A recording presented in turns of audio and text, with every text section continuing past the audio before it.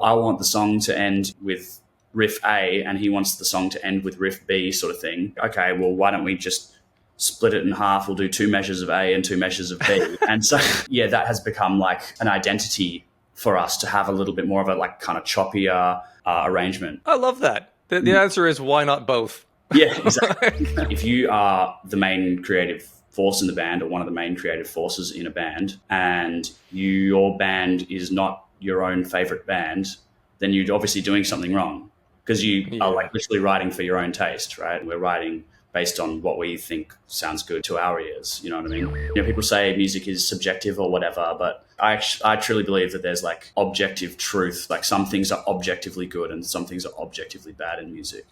And I'd love to explore that. Yeah, I just think that, it really comes down to like... Today, I am thrilled to be joined by the vocalist of what I consider to be one of the best metal bands on the planet, which would have been a surprise to a younger version of myself because consistent scream vocals in a song is something that I had to grow to love over time. And now it's something I actively seek out in the music that I enjoy. And few bands can make me giggle gleefully as often as this band from Australia when it comes to their concoction of powerful heaviness. They've just created their self-titled album, which is packed with groove and energy and vocal intensity. And I'm delighted to have the chance here to chat to Sean Harmanis from Make Them Suffer about that record and also some other details about the band in general. So Sean, thank you so much for joining me here today. Now, after 15 years, this is the self-titled album. And I'm noticing in bands, generally that seems to happen if they're sort of putting a flag in the ground, like this is our sound, this is our band. What was the inspiration behind this being the self-titled album of Makes Them Suffer finally? Yeah, I mean, I don't know if it's so much like this is our sound specifically, because I think we're always going to be a band that is chopping and changing our kind of formula and doing experimenting. And, you know, next EP we might do something way heavier, or we could do like a rock EP, who knows, we're not quite sure, or album. I don't know why I just reverted to EP there. Yeah, I think you know, the fact that we did decide to go with the self-titled for this one is just purely a statement about, you know, how the band feels about the album itself and also just our attitudes towards just being a part of Make Them Suffer at the moment. I think it's like a very exciting time, not just creatively for the band, but, you know, like we're doing a lot of touring, the energy like amongst the members, sort of behind the scenes and stuff, everyone's just absolutely loving it at the moment. And so I think, giving it naming the album after the band is sort of paying homage to that, and you know, sort of a celebration of the band itself, I suppose. Wonderful. And to add to that, in the second song, Weaponized, I think, according to my brother who pointed this out to me, you do a call out of the band name Make Them Suffer. Is that the first time that that's been a call out in one of your songs? Well, technically there is our 3 or 4 track demo from 2009 or something, but that hasn't really that was never properly printed or published. I think if you look hard enough, you could probably find that on YouTube or something. But yes, like in terms of you know, albums that have had proper distribution and, you know, on Spotify, etc., as well digitally. Yeah, this is the first time we've done the Make Them Suffer call out. So, yeah. What inspired that in that particular song? When did you go, this is the moment, actually? Well, it just kind of happened naturally, actually. I was just writing the lyrics to the first song, and I think Weaponized is like the first kind of actual song, because the track before that is sort of like an intro. It just sort of sets the scene for the album. So yeah, I guess I was just writing the lyrics to that, and towards the end I just started saying, make them this, make them that, like make them pay, and I was like, it had to happen. Makes sense to just say make them suffer here. And then as soon as I kind of thought of that, I remember, you know, sort of jumping up and down with excitement and rushing into the room, like basically with my fingers crossed, like, guys, can we please do this album? Can this album be the self-titled? And everyone was like, fuck yeah. So yeah. Also immediately after thinking, I want that lyric in, it's like, this is the moment. Yeah, pretty much. Very cool. I first discovered your band through the song Contraband. And I think I alluded to this earlier in my intro that scream vocals is something that I've learned to enjoy over time. And one of the things that helped me get into Make Them Suffer was you have the heaviness, you have the scream vocals, but then there's this glorious chorus of melodic kind of harmony. And your most recent singles have been fairly consistent with that, of having heaviness and then a chorus, which is kind of melodic. And then along comes Man of God, which is just scream vocals throughout, and which is a kind of thing that I now really enjoy, but I couldn't believe that I would ever enjoy that in the past. How do you come to decide whether a song needs like a particular vocal melodic chorus, or you go, you know what, this one is going to be screams throughout? Is that something that you work on with Nick in the process of writing things, or is that another kind of dependent time? I mean, every song's different. We're very we have done it before, but we're very rarely the band that sort of writes vocals before the instrumentation is written. So usually it's just a matter of finding an appropriate vocal that I think suits the part more. And I couldn't really imagine anything too melodic working over Man of God.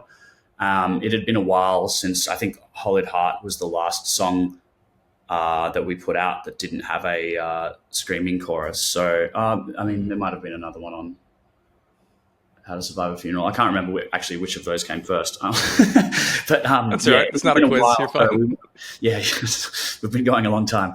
It's been a while since we'd done something like that, and we just wanted kind of like a no bullshit, just heavy banger basically, and that was the sort of like goal behind Man of God. And I think Nick probably wrote the guitars, that chorus, with that as the intended outcome. Do you have a typical structured process of writing songs? Does it start with Nick putting together some riffs and demos and throwing them around the band, or do you get together in a room and work on things from scratch? What's the general kind of process there? It's sort of changed a little bit over the years. I think there used to be more cooks in the kitchen, I suppose you could say, back in the day. And as we've gone through, had a number of lineup changes from, back in 2012 and 2015, we've had, and then we've had pretty much the same lineup barring the keyboardist since like 2016, I want to say. And since then, it's just mostly been Nick and myself as the primary sort of creative forces in the band. And,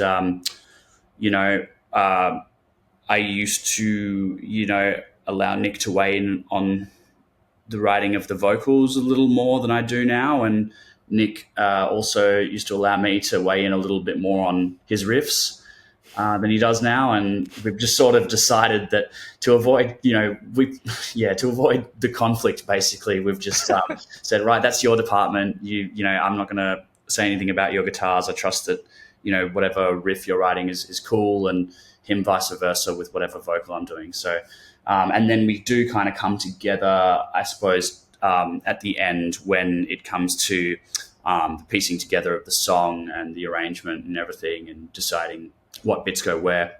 And I think a lot of the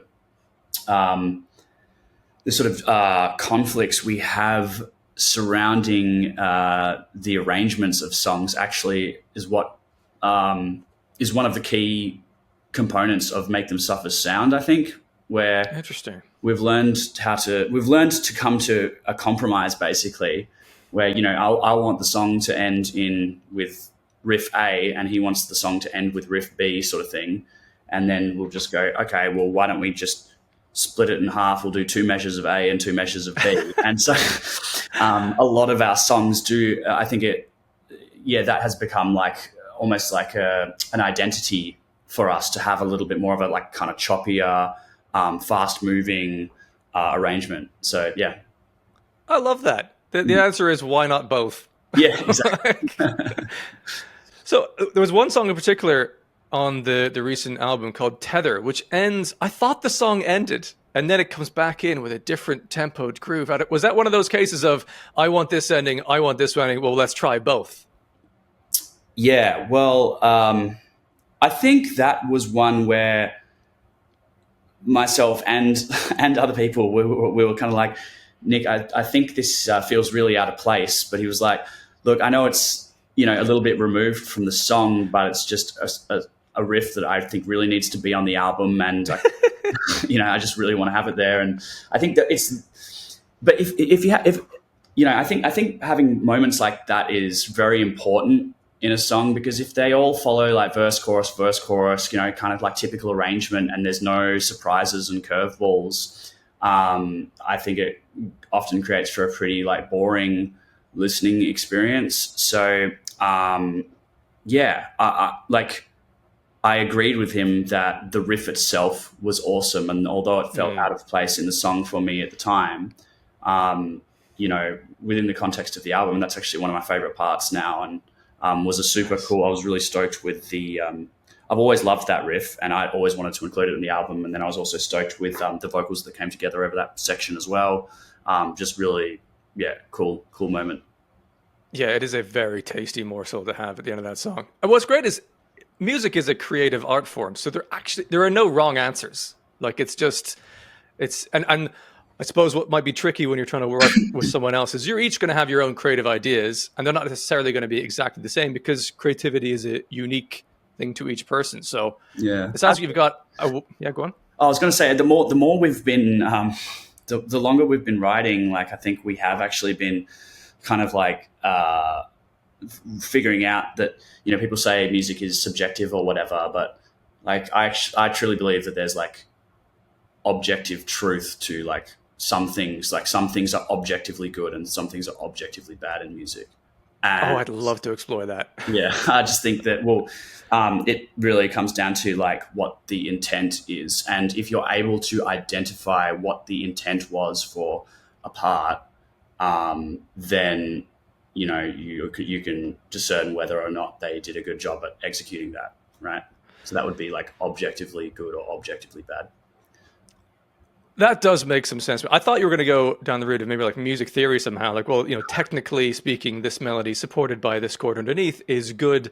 But I also take your point to that, because there's plenty of things that I check out as part of my channel that I don't aesthetically enjoy in particular ways, but I can appreciate that they are nailing what they're trying to do here. If they're trying to create an incredibly progressive and complex and jarring song, they've certainly done that to a great degree, and there'll be people that enjoy that. When it comes to the music that you're creating with Make Them Suffer, I get the impression, I think from a previous interview, that this is exactly the kind of music you would create if you had any choice. I wonder when you get together with other musicians, sometimes you create a music, not necessarily that you would listen to normally, but it's just what you happen to create as a unit. When it came to this band, when it started out, how much of it was a considered approach of I want to create this style of music in particular, and how much was it just naturally what happened with the original members combined? Well, I always say that I think in the early days, we were still kind of finding our sound, but at the same time, I think we kind of had an idea of the general kind of direction we wanted to take things in, and obviously that's changed a lot over the years as our tastes have changed. But I always follow the philosophy that I think if you are the main creative force in the band, or one of the main creative forces in a band, and your band is not your own favorite band, then you're obviously doing something wrong, because you are like literally writing for your own taste, right? I mean, we're not writing with,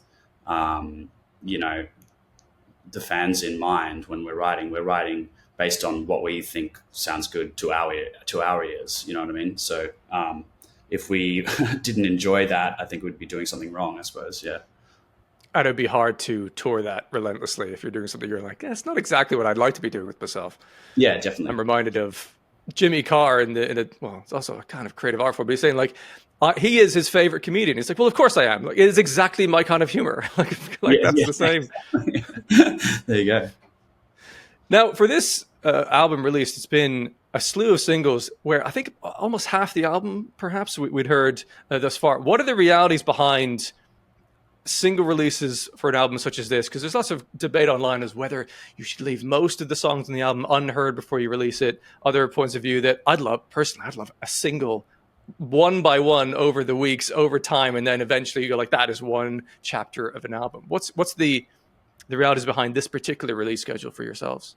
Well, it's I mean, that's just unfortunately kind of the direction that things are heading. And I think artists are expected to release singles more frequently, with, streaming platforms being, one of the major forms that people ingest their music these days.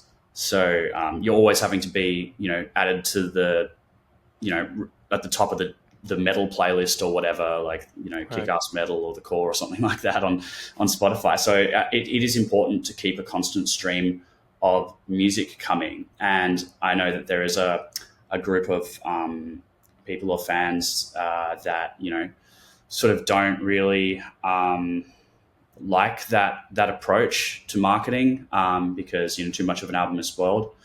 It is unfortunate. I understand the sentiment of that. If you are like an album person, I can see how, having heard half of an album before the album's actually released might be a little bit of a letdown when the album comes out or whatever. There's still 5 unheard tracks going to be on the album, and I think it's within those 5 tracks that I think a lot of the interesting parts of the album are, and a lot of the experimentation and cool stuff. I would encourage people, if they don't want to have like half their album spoiled and want to save it for when the album comes out, like, they could just not listen. That just don't listen. And I'm sorry that's just unfortunately the way things have to be. If you want to succeed and as an artist and have being an artist be your career, that's just the way it is, sadly. I think a lot of those people that complain like tend to be people that like frequent, maybe spend a bit like more time on the internet than your average like person that goes to a show frequently. You know what I mean? Like there's 2 different kind of demographics there, I think. So you've said unfortunately a couple of times there. Are you saying unfortunately on their behalf, or would you prefer a different release schedule if you could choose it? No, I mean, I guess unfortunately on their behalf. I mean, a perfect scenario for me would be to release like 10 songs before an album and then have the album be like 30 tracks, but the reality is there's just not that much. We're not able to write at a rate that is that fast, particularly when we've had the touring schedule that we've had over the last couple of years. And if we want to sort of like keep the ball rolling in terms of this growth and everything, which we have been seeing like a bit of a, growth for the band, which has been super motivating for the members in wanting to continue writing music. If we want to keep that ball rolling, then this was the approach that we had to take. Well, it certainly worked for me, because when I then listened to the album, I was like half of the songs, it's like, oh yeah, I love this song. Kind of keeps me going with it. So it sort of felt like half of it was a greatest hits album of singles that I've really enjoyed. And then but the other songs are fantastic, which I want to talk about a little bit. My brother, his opinion is that the unheard songs are his favorite that he's heard thus far. So there's definitely a place for all of them. And there were a couple of them in there which had a bit of a different sort of vibe to the singles. I'm thinking of No Hard Feelings and Venusian Blues, which are slightly more kind of vibey. With even the Venusian Blues, the chorus is completely different chorus from the rest of them on the album. How do those songs come about? Is that a case of when you're writing going, what can we do that's a little bit different from the other things we've been putting out? Or there's kind of happy accidents as you go along? Well, No Hard Feelings, just hopping into that one first, I suppose, as an example, that the intro and I guess main section of that song, what the song is kind of based around is this opening sort of like slow tremolo riff with some upbeat drums and, Alex is singing. That vocal melody and those lyrics and that section, the riff and the drum pattern and everything, that we had that for, I don't know, when did Contraband come out? 2020 or something like that. But basically that was going to be the intro to Contraband originally. And we had a difficult time sort of slotting it into the song in terms of the arrangement. And it kind of didn't really match the vibe of the rest of the riffs of that song. But it was a section that we all thought was just, super just emotive and powerful. And it's kind of like, a really sad, like heavy metal version of a trance song or something like that, you know. That's cool. So, we definitely wanted to include it, and it was one we were very excited to, you know, finally be able to showcase and have on a track and on the album.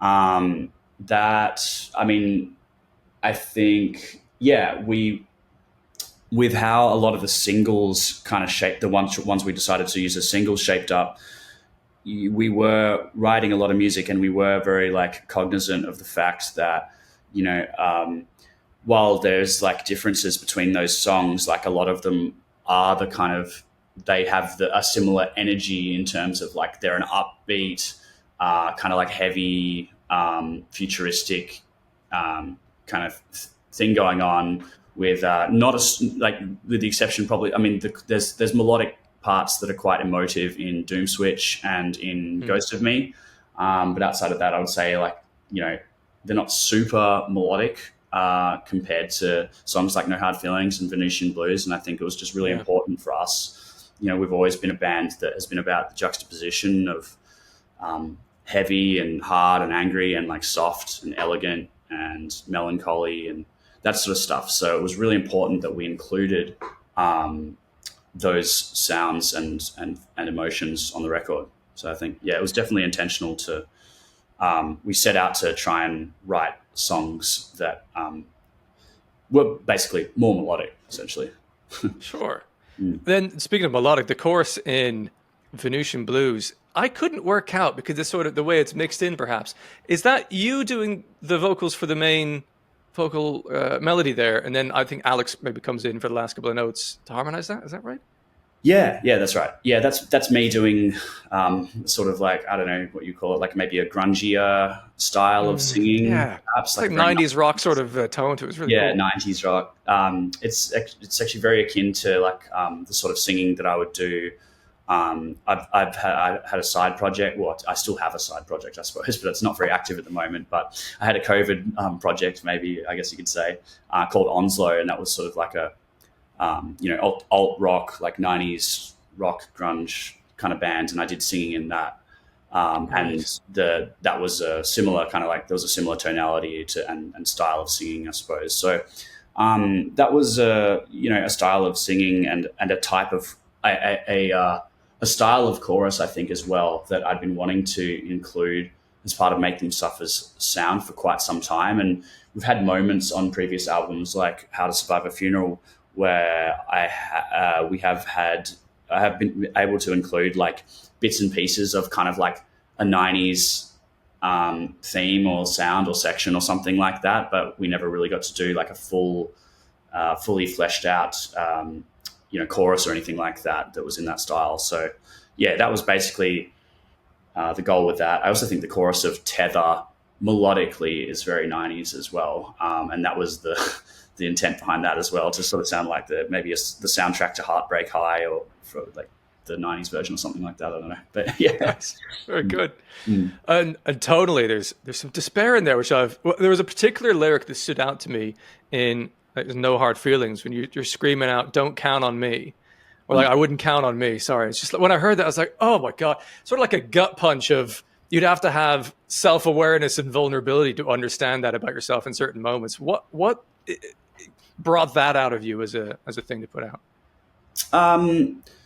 Well, as well as the album being kind of like, you know, the theme of the lyrics, I think, is you know, a lot of it touches on things like loneliness and isolation. You know, how we as a civilization are moving into a generally more lonely state as we become more addicted to our phones and lacking human connection and empathy and stuff like that. Ghost of Me was a song that was kind of written about someone, you know, distancing themselves from me, I suppose. And the, what's the word I'm looking for? The sort of like abandonment, the feeling of, you know, resentment and abandonment that you can experience when someone sort of does turn their back on you in that way. And I think on the other side of that, like, it's natural for human beings, like a defense mechanism or something that would happen as a result of that is that you then are becoming less close to other people, and so you're not one that you don't want to be counted on for anything that they would need you for, sort of thing. And so it kind of works both ways, where the more rejection that you as a human being face, then the less likely you are going to want to let people in, I suppose. Sure. That makes total sense. I've now connected that song on a different level. I'll unpack that in my mind later. Because Oscillator is about sort of our kind of dopamine hit need, largely with phones and the rest. When it comes to the lifestyle that you must largely live when you're on tour, and every day being sort of Groundhog Day in a lot of ways, and new faces, new locations all the times, but then a lot of hanging around and waiting for the gig, how do you avoid, or how do you manage your own relationship with your phone and that bits and pieces, or managing the downtime between gigs when you're on tour in a healthy way, or can you? The healthiest habit that I've adopted, it's so much, it depends on where you're touring, but I find that the States the easiest to tour, because typically you will wake up in the new city. So you've driven overnight and you wake up in the new city and you've got the day to kind of do whatever it is you want to do. And for me, it's the routine of, wake up, have a walk and find like a cafe, get a coffee, and then like go to the gym. And I think doing exercise and going to the gym has been really key in just, managing happiness and health. I mean, healthy body, healthy mind, as they say, sort of thing. And it's really easy to eat crap food, and you're already, running the risk of having, very terrible sleep a lot of the time. And that can obviously take its toll. But I think if you're like eating as well as best as you can, and, staying fit and healthy and going to the gym every day, you're releasing endorphins and you're going to be feeling better and happier and healthier. So that's been huge for me. And I think Alex actually joining the band has been like monumental in, I think, pushing the other members to want to do that, and pushing me to want to do that. And, quite often we'll be the ones hanging out and going to the gym together. And it's just like a nice family outing. Sometimes the whole band goes to the gym. It depends on how much stuff people have to set up on any given day. But, I think it's been super helpful for sure. Sure. Because a tour is a marathon in a lot of ways. Like you'd be asking a lot of your body during a set to deliver a high energy, especially with the music that you create. And also, especially being a vocalist, your instrument is biological. So you have to try and take care of that over time, which I imagine exercise is helpful for.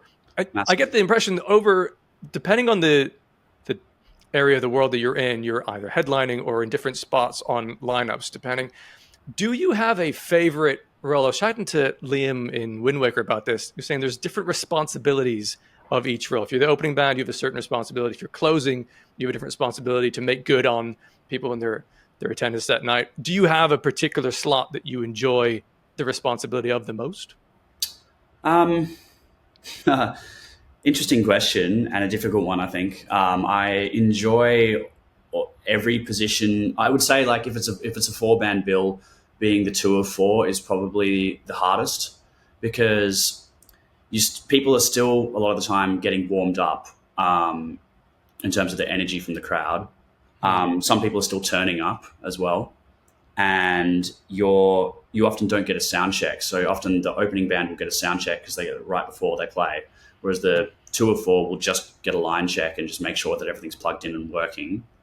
So you kind of get the worst of both worlds in a way. Where the opening band, there's like not a lot. I mean, if an opening band can get the crowd going from the get-go, like, that's amazing for them, but it's not really an expectation, I would say. Sure. And I also, the opening band will get a sound check and kind of get to like set up and be ready and organized like at the beginning of the night. And then they also get off stage earlier. They've got the rest of the night to kind of chill. And if they want to stick around and help with like load out for the headliners or whatever, they're welcome to do that. But sorry, you're all right. Following me. So yeah, so opening, I think opening is a pretty sweet spot, and especially if it's like on a cool tour, because it's you really only have to play. And I'd love to play a 2-hour set, I'm sure, but I wouldn't have the fitness to do something like that. I would ask a lot. Yeah, an opening set is just half an hour, short and sweet. You just play all your best songs and just get it out of the way. So I like opening, and I like direct support is usually pretty cool because the room's usually full. People know who you are. It's not like a headliner length set though. So because headliners are super enjoyable, but also very stressful because you're wearing the risk of is the show successful? Firstly, have we sold enough tickets?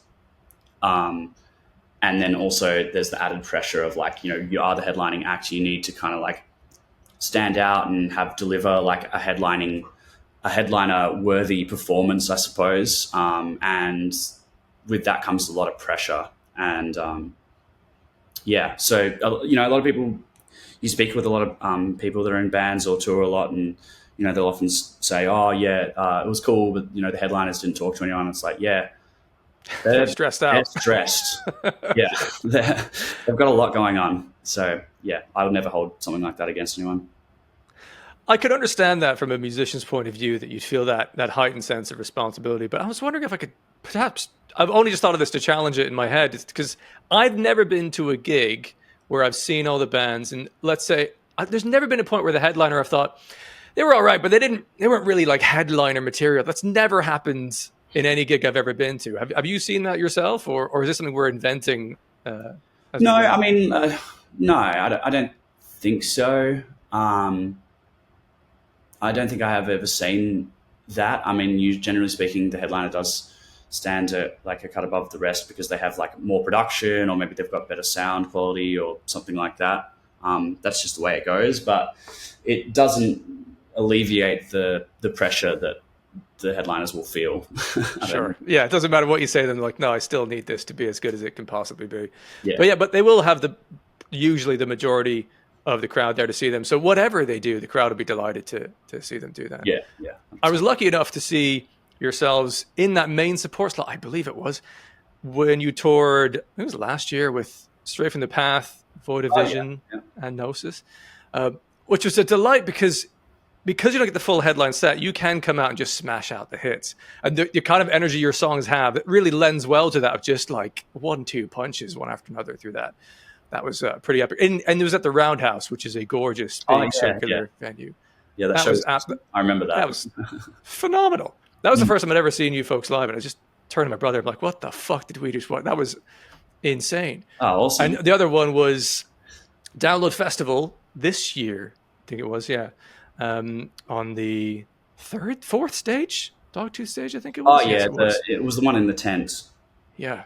We were kind of a little bit lucky because I think we were on the first day maybe, and from all the footage I saw and people that were there, it got really sort of muddy after that. And it was already getting muddy on the first day, but it got, after that it was just kind of gross. 100%. That's the muddiest. I go to Download Festival every year for the last 10 years. If that was the muddiest ever. Yeah. But you're right. First day, not too bad. And also it was packed out for your set. That went down well. Yeah. That was your first time playing Download, right? What were your feelings before that set in particular?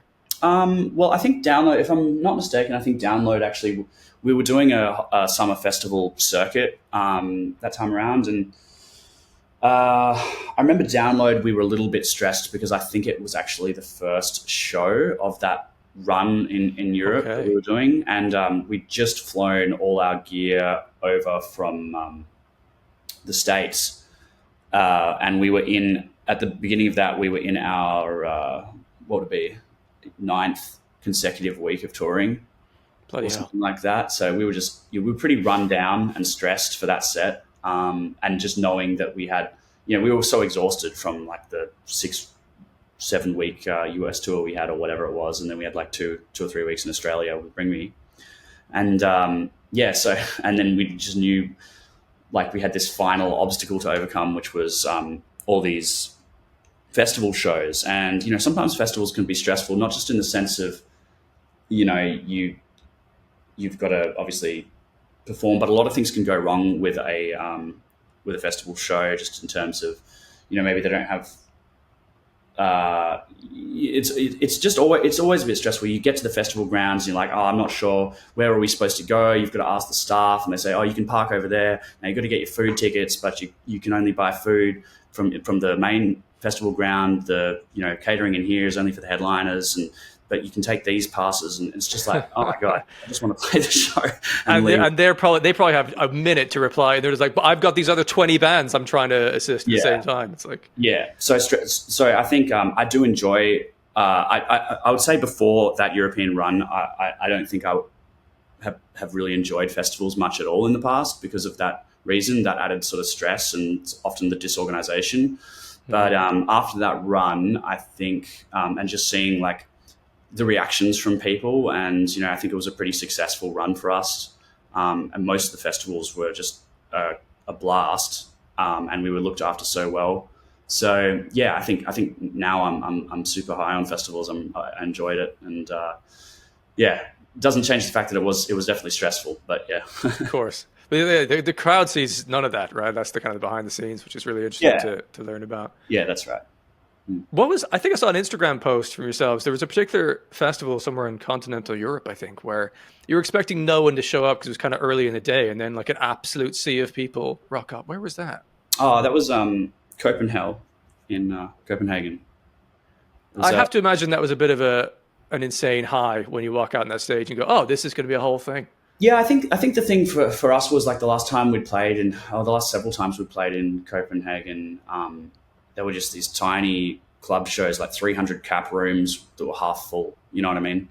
Mm-hmm. And also there was this added thing of like, we came up at a time when there was a lot of like elitism in the heavy music community, and all the you guys aren't real metal people. On what grounds? Back in the day. Yeah, all that sort of stuff was pretty big when like metalcore and deathcore were first kind of like becoming big, I suppose.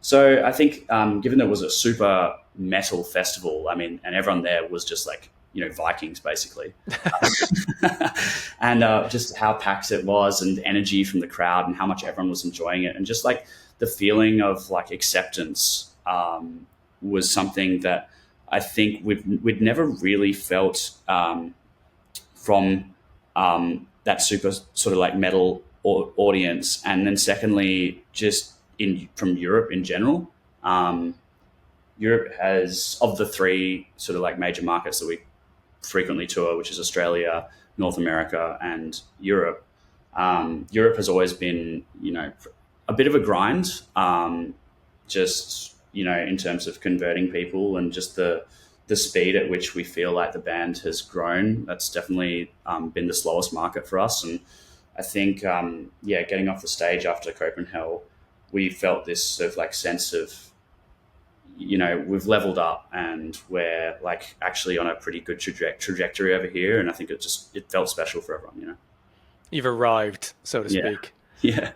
That must be tough, especially because of the distance, between Australia and Europe in its own way. If you go there and you're like, oh man, that was tough. It was hard work. It feels to me like increasingly Australian bands are able to come over here.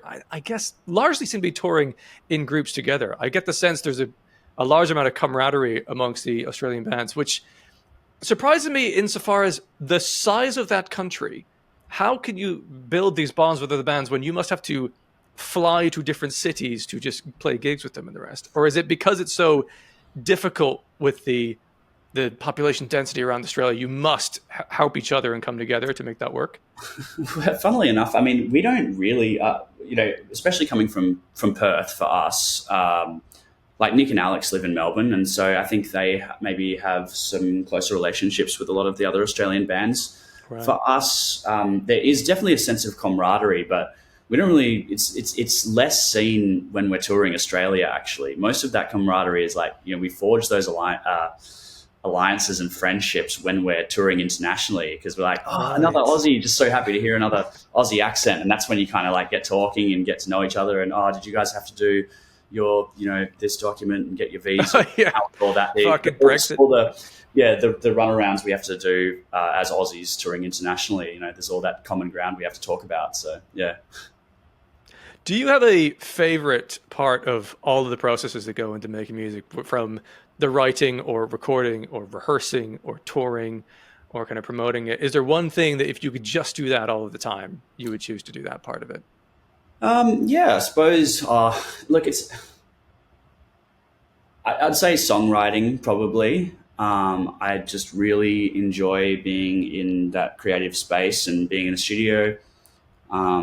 It's just like very comfortable and natural for me, but you can go a little bit insane if you were to spend too long in the studio. Yeah. I think No windows. it's very easy for you to make them suffer as all of our favorite bands. So it's something that's very close to us, and I find like with the creative process, it's very easy to become too attached to a song because we're all so passionate, and we get you can be. There is such a thing as being too close to a project, and then you kind of you're doing a song, and then you want it to be absolutely perfect, so you kind of overcook it by making too many small changes, and then all of a sudden it's kind of morphed into this thing that doesn't really make much sense anymore. So that can happen, and is always a fear. But yeah, it's tough. I would say like my go-to answer for this question has always been the studio, but recently I've been enjoying performing live much more. Not so much the touring is like I'm kind of I've done enough travel. I've seen the world a few times now. Yeah, but the shows, the shows are so special, and I think I used to loathe performing a little more because I lacked like a bit of confidence or whatever on stage. And recently, like in the last couple of years, just since we've been touring so much, I've just felt super comfortable and have been getting typically like less nervous before shows. And it's been working out. I've been enjoying it much more. Correct. Well, you can certainly see that from the audience. All of you come on stage looking supremely confident. And the way Nick spins himself around the stage as well, it's just like, what the fucking hell? Very high energy and cool. It's crazy. So you've had Alex join the band fairly recently. Obviously, there were some vocal chops to fill there in terms of delivering on the melodic choruses. But she also brought along scream vocals. How early in her joining did you think, right, how can we utilize this? How do we add this in our songs? Because it seems like there's a couple of moments, especially in this album, where you and her are doing back and forth sort of scream dual moments, which you could double track as just yourself on a studio. But when you're doing it live, the ability to have those voices back and forth logistically is much more freeing, I imagine. How exciting has that been as an extra thing to add to your songs? That is probably the most exciting thing, was the most exciting thing for me about having Alex join the band. Was as soon as we decided that Alex was going to be in the band, I was just leapt at the opportunity to give her some screaming lines, because A, it takes some of the responsibility off me in that department, and B, I think a lot of the vocal rhythms and stuff that I've written in the past have actually lended themselves to, I think a lot of those lines on older songs would have actually sounded better with two vocalists and a bit of a back and forth anyway. That's just a kind of style that I've always written in. Right. And, but I've, in the past, pitched doing some backing vocals to Nick or Jaya, and, they try it, and either it doesn't sound very good, or B, it's too difficult of a part for them because some of the riffs are quite complex or whatever, and to scream over a certain section, it just might throw them off. And then there's also, you've got to have the other microphone stand on the stage, and that kind of cuts into our moving around space, which is something that we all like to do. So yeah, I don't know, it was quite funny actually when she joined. We were writing the song Doom Switch, and I recorded my parts and sort of recorded scratch versions of her parts and sent it, because she lives in Melbourne on the other side of Australia. So I sent her parts with the lyrics and sort of highlighted the lines that she was going to sing. And the lyric that she screams in the verse, the "but you know," is like she I'd highlighted that, and so she went to the studio, recorded, and then sent me back what she'd done, and she'd sung that part, and I'd say, "No, I was expecting you to scream that part." She was like, "Oh, what? You want me to scream?" I was like, "Yeah, That's why you're in the band."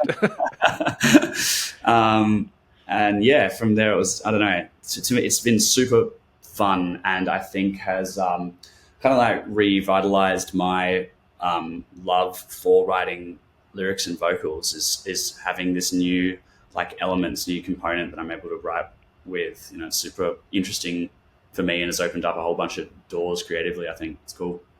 Sure. Sonically, I can absolutely understand that.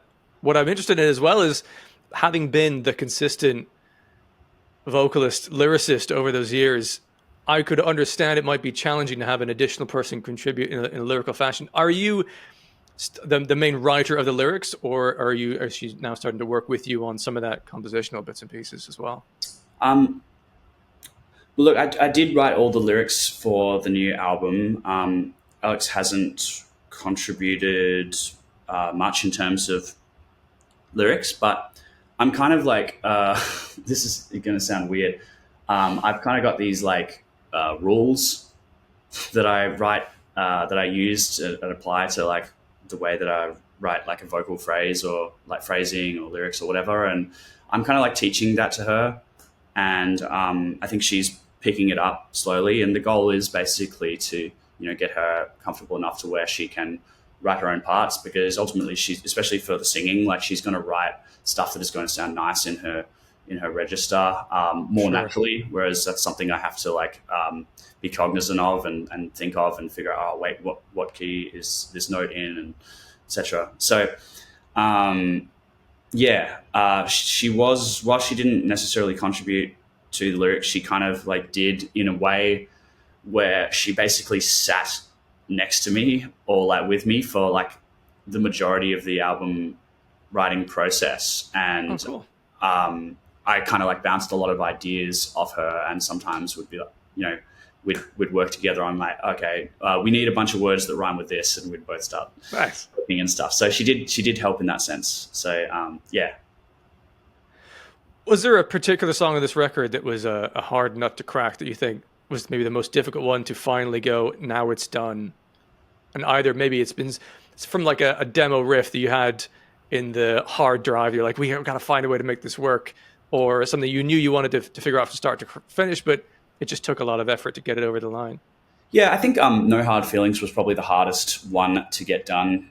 It was a song that I left till very last in terms of the writing the vocals for. I'd always had the vocal melody, at the beginning of the song fleshed out, and that was something, as I said, we've been sitting on for ages. But then writing the, I suppose, like the chorus, the other like main chord section, I typically like to start a song by often like to start a song by writing the chorus and coming up with a good hook, and then kind of like working backwards through some of the other lyrics. And that was one where I'd written like 10 choruses for that song, and it had been quite time consuming, as was obviously eating into my songwriting time for the other songs. And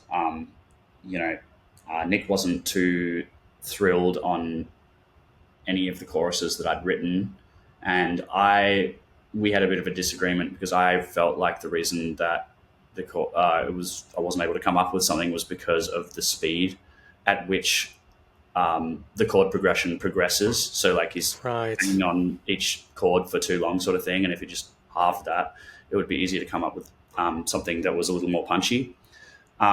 He disagreed with that, so we kind of had this like little mini tiff, like a bit of an argument, I suppose, and then sort of put that one on the back burner.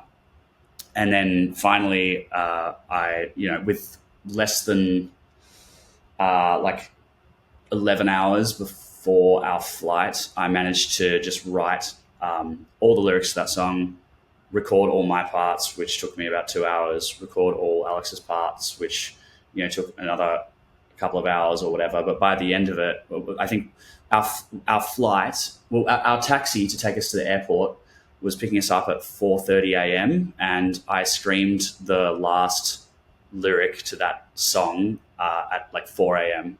and then just quickly like shoved stuff in my bag and got on the taxi and got the plane to Europe. So yeah. Oh my God. Yeah, it was like a very last minute kind of like rush job, but at the same time, like the idea of it was such a hectic album recording experience, which is that sort of chaos is an environment that we like to work in typically, and we've recorded every album basically in a space like that with pretty strict deadlines. I think otherwise we just never get anything done. But I think the idea, it had been such a hectic process that I think the idea of leaving the studio with one song that was incomplete and then having to do this Europe tour, then go back home and record the vocals to that last song. And it's like, okay, one of the songs vocals was recorded in a different studio. Yeah. That might be an issue with like the engineering and the mixing and mastering. And it's like, we just want to get it done. So yeah, just pushed it out basically in the last, as I said, 10 hours of our studio time there. And the end result was something that I think everyone was super thrilled about. And I think the other reason I was like kind of putting that one off is because I typically don't really like writing those super like emotional melodic songs because I have to put myself in a bit of a darker headspace and think about things that aren't so comfortable to think about, obviously. So that was the other element and maybe led to some of my procrastination. But yeah. Well, it's worked. It's one of my standout songs of the album, to be honest. And sometimes a deadline is really great for creativity when you absolutely have to figure out a solution to a problem. You might draw from a part of your brain that you didn't think to try and use for an hour. And on that, I was chatting recently with a guy from an American band called Miracell, who I knew, was talking about to do anything really interesting in music, sometimes you have to take like a big risk, something you're not really sure necessarily your audience or others might enjoy that, or it might work. Are there any things like that in either in this album or just generally in Make Them Suffer, when as a band you're thinking, this is a bit of a swing, we don't know if this is going to work, but let's stand behind this and do it? Absolutely. I think there's moments like that on basically every album where,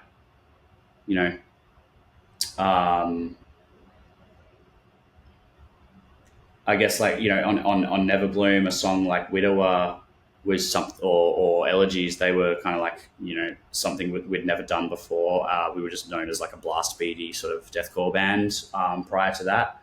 And, Widower was basically like a mosh track. And also the lyrics, really diving into them being a super concept driven album, I think was another thing. It's like that became part of our branding at the time.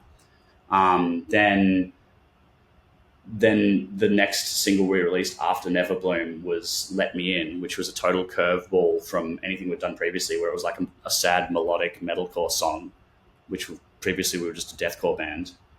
So that was a massive curveball. Then after that was for Old Souls. Then after Old Souls was Worlds Apart, and like arguably, probably our most like different and unique sounding album, and it's nothing like anything in our discography. So and then at the end of Worlds Apart there's also the spoken word part. That was something that was definitely another curveball.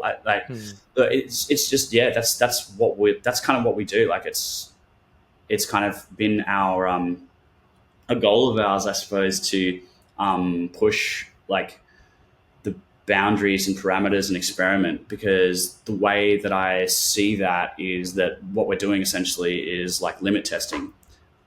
So it's like, if you consider our songwriting, we want to be able to be as diverse and interesting of a metalcore band as possible, but at the same time, like, stay true to a sound that is us. And if we, like on this album, experiment with, so on Old Souls, we had like 4 different mixing engineers across the span of the record. And that was to try different styles of production and mixing and see what sounds good for us. And then, then we do a spoken word section and Save Yourself at the end of Worlds Apart. It's like, does that work for us? And, it's like limit testing and seeing where those limits are and then honing in on that and becoming more comfortable with our ability to assess whether something is like good or bad for our songs. Well, it's absolutely working for you. It seems like you guys are going from strength to strength, and this album is phenomenal. It's an absolute triumph, and I guess the electronics you have in this as well are really interesting and elevate the sound. But it all sounds very much like Make Them Suffer. That is that through thread throughout all of that. So I suppose with the album coming out, I mean this will go out after the album's out, obviously. Afterwards, you've got, I know you're supporting Spirit Box at the Alexandra Palace. No, sorry.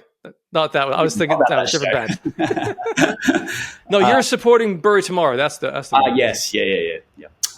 Yes, we are doing that, and super looking forward to seeing Bury Tomorrow again. That's going to be awesome. But yeah, I think the main goal for us is, we just recently did our headliner in Australia, which was the Suffer Forever tour, and I think that was successful, and I think it had been a while since we'd done a headliner. And it was our first headliner really ever of that magnitude, of the size of venues and the amount of production we had on stage and everything like that. And I think we were all really happy with, how we performed and how those shows went. So now there's a new album coming out, and we haven't headlined Europe in a very long time. We haven't headlined the States in a very long time, since I think 2016, 17-ish for both. So I think our goal is going to be to try and, get people listening to the new album and bring our headlining live performance set to across international waters, I guess. Well, I will certainly keep my eyes peeled for that one. That sounds very exciting. And yeah, congratulations again on this album. It's amazing. Thank you very, very much indeed for your time today to talk through some of those details. I found this utterly fascinating. And look forward to everything you're doing in future. Thank you, Sean. Thanks, Steve. Appreciate it, mate. Well, that was a delight. I wasn't kidding in the introduction there when I said they're genuinely what I think is one of the best bands on the planet right now. And that new album is phenomenally good fun. Love that. Wall-to-wall bangers. Sure, why not? Do go check out their self-titled album when you can. That should be out today when this episode goes live. So enjoy that. I'll add some links in the description to some social accounts and the rest of Make Them Suffer, so you can keep in touch with what they're doing in future with their music and tours and the rest. I'll also add a link to my Discord server if you want to chat to me about this podcast, this episode, or recommend other bands you think I should reach out to and interview for this podcast.